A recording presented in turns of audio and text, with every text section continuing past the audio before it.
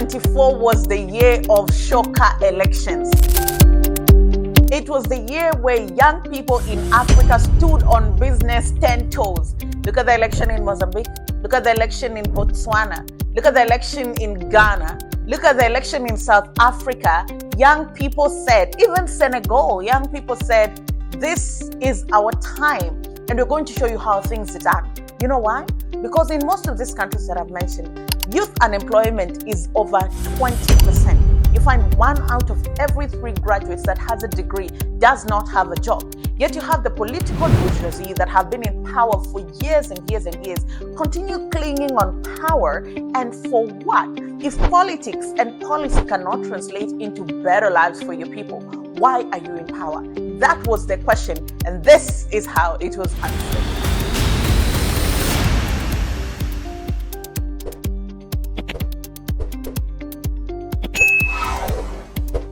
Hello there, how are you doing? Welcome to another episode of our conversations. My name is Ondiro Oganga. I'm a business journalist by profession and a digital content creator. I love coming on here, having conversations with you guys about Black people, Africans, our empowerment, and how we can rise up and take our rightful place at the global stage. Connect with me on social media at Ondiro Oganga. Now, concerning this channel, I went to the back and looked, and the numbers show that over 90% of you who watch our content have not subscribed to the channel. Why? Okay, I'm going to make it easy for you. If you scroll down below, you'll see the red button, kindly subscribe. And I'll promise to use that every single day of the week, Monday to Friday. When you come on here, you'll always find a new video dissecting policy, politics, people, and culture in Africa. And on top of that, I also want to make a promise to you and say that if we hit 50,000 subscribers, we're going to take the caravan out of this tiny home studio setup and go out in the field and start interviewing business and thought leaders across the African continent. So I'm throwing that channel to you. How soon do you want to see these interviews? Subscribe. Let's get into today's video. And today I want to talk about what has been going on in Africa. 2024 was a year of elections and almost a tectonic shift in how elections are done. Now, to just give you context, usually, I am always coming with context of what young people these days will call receipts. Let me give you some background so that you understand where these young people are coming from. For a long time, politics has almost been monotonous in Africa. It's been done in the same way. Once Africa got independence, the people who fought for independence, or those who were close to the colonialists, got into power, and there was no merit. There was literally no merit in getting into leadership positions on the African continent. It was you're so-and-so's child, or you're part of the military, or you fought for independence, and that was it. There was that endearment because people were just glad not to be under the rule of the white man, and they were excited about being governed by their own people, right? And it was also a game of tribalism, clanism, who has how much money and what kind of influence can you try to amass on the country or on the region or on the continent. And for this reason, many African countries have stagnated because leaders, many of them were not visionary. Many of them were not thinking about the good of the people. Whatever little thing they do, they would eat, and then whatever breadcrumbs trickle down, that's what Africans expected to eat. And that's why for a continent that is so wealthy, so rich with resources, really young demographic, arable land, conducive climate, except for climate change, we're still lagging behind. And you ask yourself, why? I remember there was a time I was on Twitter and I saw this tweet. Somebody from Nigeria was talking to a colleague who was from a foreign country, from one of the Asian country. And they were wondering, why are you guys lining up to buy petrol? Aren't you one of the biggest producers of petrol? Like you have oil in your country. Shell is here. You have oil in your country. Why do you have fuel shortage in your country? And this person said, it's because of mismanagement, it's because of corruption, it's because, we don't have enough. This person did not believe, went and asked the manager, why do you guys queue for fuel? I thought you guys drill oil. And the manager gave the very same answer. And this person was so surprised. They were like, I thought if you have fuel, you should be like the United Arab Emirates. You should be like, you should be rich because you're getting a lot of money from selling your oil. We should be able to fund key sectors, transport, education, healthcare, infrastructure, agriculture. You have it all.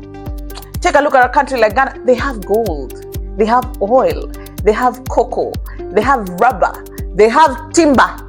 The country is in debt. In fact, the IMF listed them as one of the poorest countries that has debt to the IMF. Their debt to the IMF is one of the largest on the African continent. What are we doing? What are we doing as a continent? Go to Kenya. The founding father, he was one of the people that fought for corruption. There are allegations that he amassed so much land to himself. When Panama Papers came out, the first family, the president, Jomo Kenyatta, and his children, Uhuru Kenyatta, were allegedly implicated in that scandal together with his mother. They were implicated in that scandal. Take a look at Uganda. They've had the same president for years. People were born, some have died. Museveni is still in power. Why hasn't that country progressed? Take a look at Zimbabwe. Gold, diamond. Take a look at South Africa. They have coal, they have diamonds. What is happening? Take a look at DRC. What is happening on the African continent? It boils down. And there's so many external factors. But today we are going to touch about leadership. Africa has been governed poorly, but also a large part of it is the criteria we use to choose and put leaders in power. As a Kenyan, I will tell you, during elections, people form parties and retreat to their tribal cocoons. And there's this our person syndrome, where you're expecting and hoping that if somebody from my tribe or my cousins from my grandmother's side gets into power, there's a probability that some way, somehow, no matter how little, that national cake will trickle down to me. But that's not exactly how it works. Africans are realizing that tokenism doesn't get you anywhere. Tokenism doesn't get you anywhere. And that's how we've worked with leaders before. I mean, there was a time the president of Ghana went to a certain region and said, you guys did not vote for me. You cannot expect me to be doing projects for you. What do you mean? They've been paying taxes. What do you mean? And that's that tokenism mentality where we think proximity to power helps you. Well, it should be good leaders and really strong institutions. And that brings me to the essence of this video. Remember, young children have been born, they have grown, they've gone to school, they've seen how the country is being governed, and they've realized, we don't like this. And because of social media, you can see your age mates in Europe, they're taking breaks, they're traveling the world, they come back, they finish their degree, they're getting their jobs, they're advancing in their career. And let me tell you something that this continent has done. It steals from young people. Because 3 years of joblessness, if you get a job, somebody has stolen from you 3 years of salary, 3 years of earning, 3 years of networking, 3 years of savings, 3 years of pension. That is a lot. That is a lot. You know, sometimes even I meet some of my colleagues and you find that, or industry peers, they're way younger. And now we are at the same level after I have worked 10 times harder. Why? Poor systems. So young people in Africa said, you know what? This cycle ends with us. And when elections came, when I tell you young people are coming out to vote, they're educating each other, they're questioning policy, they are standing 10 toes on business. In Senegal, Macky Sall had his own candidate. They both failed. We have Bassirou Diomaye Faye and Sonko, who are now in leadership. And it's because for the first time, policies took center stage. And it was like, we're going to address unemployment, we're going to address the natural resources of this country, the way they're divided, so that even if international companies come, we still get some form of benefit. Then you go to Ghana, again, a really, really big election, and you have one candidate who was like, we'll improve the economy, yada, yada, yada. Then you have another candidate who says, the state of the economy is not good, being very honest with the people and saying, but this is exactly what we can do with what we have to turn the tide around. The largest gap between the two candidates, nearly 10% margin for the first time in a really long time in that country. Then you have Kenya, where young people are now interrogating every single piece of policy. If you want to pass anything or government wants to do any deal, young people are on top of it, because guess who pays for the sins of political leaders? It's young people. In Botswana, the same thing. There was an election, and it was really good to see that the former president, Masisi, left power without any wrangle. He said, this is the decision of the people, and that is exactly what it was going to be. We're seeing this tension in Mozambique. Why? Because people feel like their voice during the elections was not heard, and Frelimo, some way, somehow, even after international observers said these elections were marred by irregularities, Frelimo still went ahead and clinged onto that victory.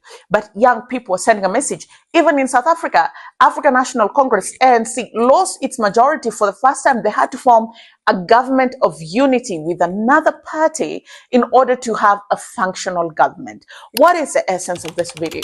Change is slow. To be honest with you, change is slow because a time comes when politicians unite against the people. We've seen it in Kenya. Different divides, even the guys who you think they're in opposition, they're for you. When you push the government, and when you push not just the government, when you push the political systems that enable oppression while the bourgeoisie continue to sip champagne, then they will unite and attack you. But then again, this takes me to the words of Thomas Sankara as I close this video. You either choose water for many or champagne for the few. It has been champagne for the few for the last 50 years. African youth are now saying it's time for water for all. Thank you so much for watching this video. I know I've rambled because these are topics that are so close to my heart. They really are. But these are conversations that we must have. I want to hear what your thoughts are. How is the political environment in your country? How are young people getting up, rising up, making their voices heard? Let me know in the comment section. Remember to subscribe. I'll see you again next time.